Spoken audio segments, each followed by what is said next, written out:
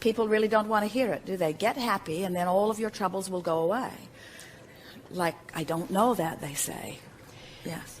I feel amazing today. It's great to be up here. I've been curious about a couple of things. Can you talk to us about angels and spirit guides?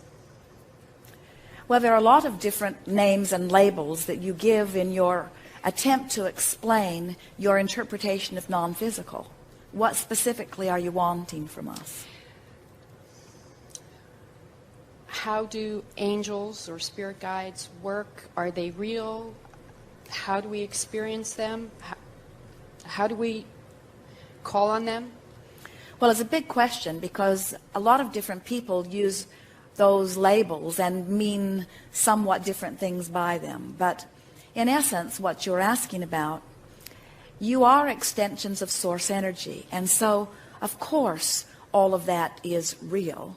In other words, as Esther is allowing us to visit with you as she translates, we're offering radio signals or blocks of thought that are like radio signals, and she's translating them.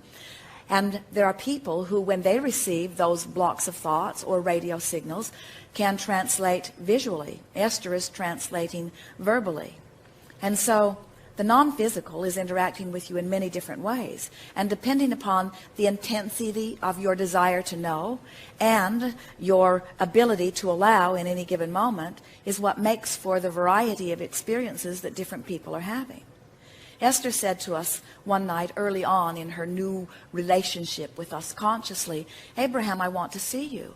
And we said, we don't think you really do, because we had seen her lying in her bed with her eyes closed, afraid that she might see us. She was beginning to develop a very nice relationship with us, and she didn't want anything weird to happen that would upset her in any way. And so she said, no, really, Abraham, I do want to see you. And we said, then open your eyes. It was a very dark bedroom out under a Texas sky.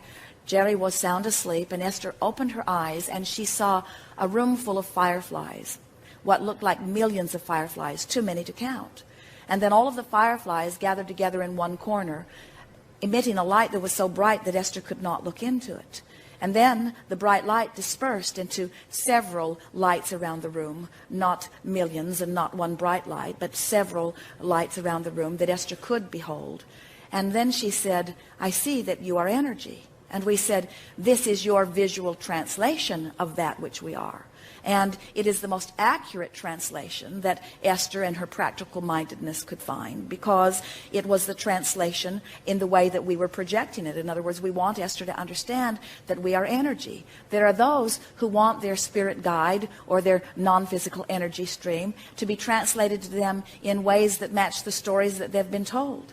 One day, early and also in Jerry and Esther's experience, they did a radio broadcast in Dallas, Texas. And one of the women who heard the broadcast came to the first meeting and later became a very good friend with Jerry and Esther. And she later told them that at that first meeting, or on that way to that meeting, she had said, all right, Abraham, whoever you are you good or evil? Which sort of gives you an idea of where she was at that time. She did not yet know what we had to say, and she was not sure how it all broke down into physical terminology. And so as the meeting unfolded, Esther remembers Abraham sitting in a chair and opening her eyes and then pausing in silence for what felt to Esther like a very long time. And then the meeting got underway and the questions and answers began. And a few weeks later, once Jerry and Esther became very good friends with this dear woman, she told them about her story, about how she had quizzed us on her way to the meeting, and that when Esther, Abraham, opened their eyes, that the room filled with wings of angels. And so we were offering a block of thought to this woman who was asking this intense question, a woman who was able to interpret visually on many occasions, and her interpretation gave her the answer that she was looking for, you see. And so we want to say to you in a soft way that it is in the eye of the beholder, in the sense that everyone has the ability to interact with non-physical, but you cannot interact apart from the beliefs you already hold. Right. So sometimes in the beginning, what you will receive in terms of what you see or even what you hear will match the belief system that you hold. And in time, as you get more in sync with who you are, and you are able to relax and release some of the folklore that you've picked up along your physical trail, then you can begin to have more of your own authentic experience. But we want to say to you, one who sees light in a room or fireflies in a room is not more accurate than one who sees a room filled with angels' wings or angels. In other words, you get to interpret this in whatever way that you want to. It is offered to you purely, but you are the interpreter of it. And so you make it what it is. And so over time, it is extraordinary the amount of stories that physical man tells about his interaction with non-physical. We would call all of it real. We would call all of it valid. And then we would say, if we were standing in your physical shoes, in what way do I want to interact? Esther was not coming from a religious basis, and she did not want any distortion whatsoever. She was the purest slate that we had seen, in that she had not come to any conclusions of her own that would prohibit her from being able to receive clearly what we were offering. And so, as Esther finds words, they are always words that match the intention that we are offering.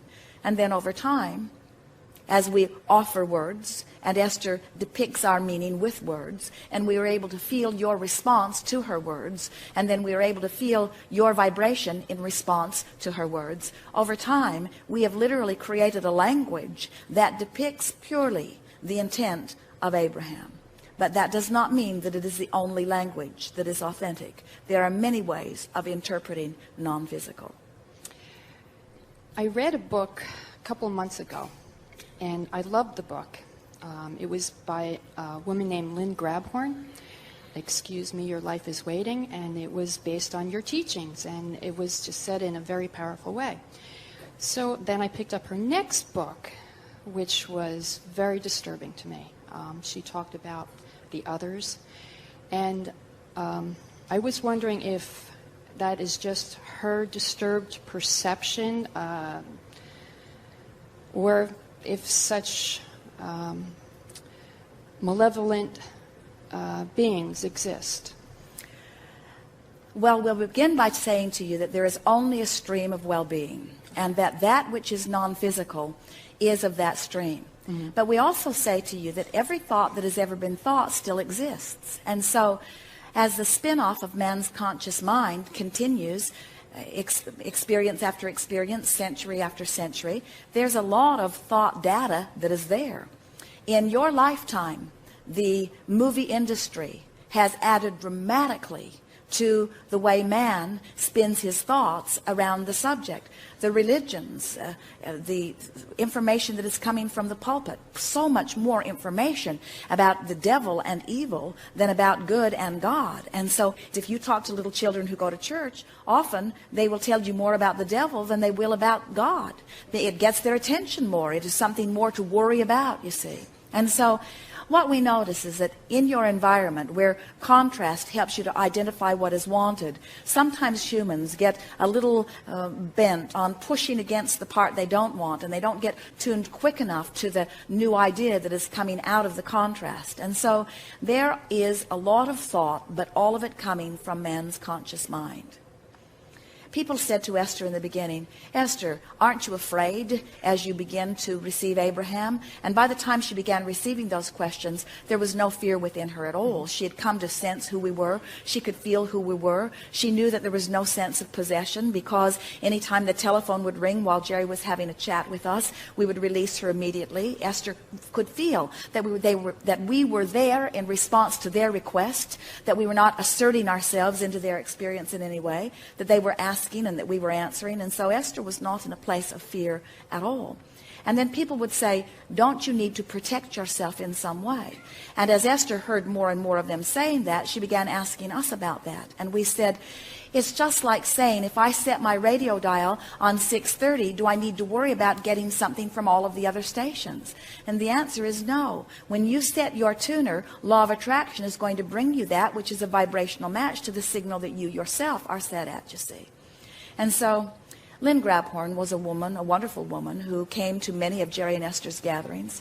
She came to them one day, wanted to have lunch with them, and explained to them that she was going to write a book, and that she was going to base it on what Abraham had to say. And she also said, and I'm not going to tell anyone where I'm getting the material, because I think there are people out there that are very afraid of this kind of thing. And Esther and Jerry said, well, anyone is free to use our material. We are not keeping it a secret. We want people to understand that they create their own reality. But it would be ever so nice if you would let people know where you got the information, so that if they want to go further with it, then they will be able to find the source of it. And now Esther can see, as she gets feedback from the second book, that this woman, this dear woman, was fearful of many things prior to coming to Jerry and Esther. And clearly there was that which was still active in her vibration. She was not the receiver of the material. She was the mimicker of the material. Everything that is written in her book, she transcribed from one of the recordings, you see. And so she was reaching for that feeling of well-being, but she had never really found it herself.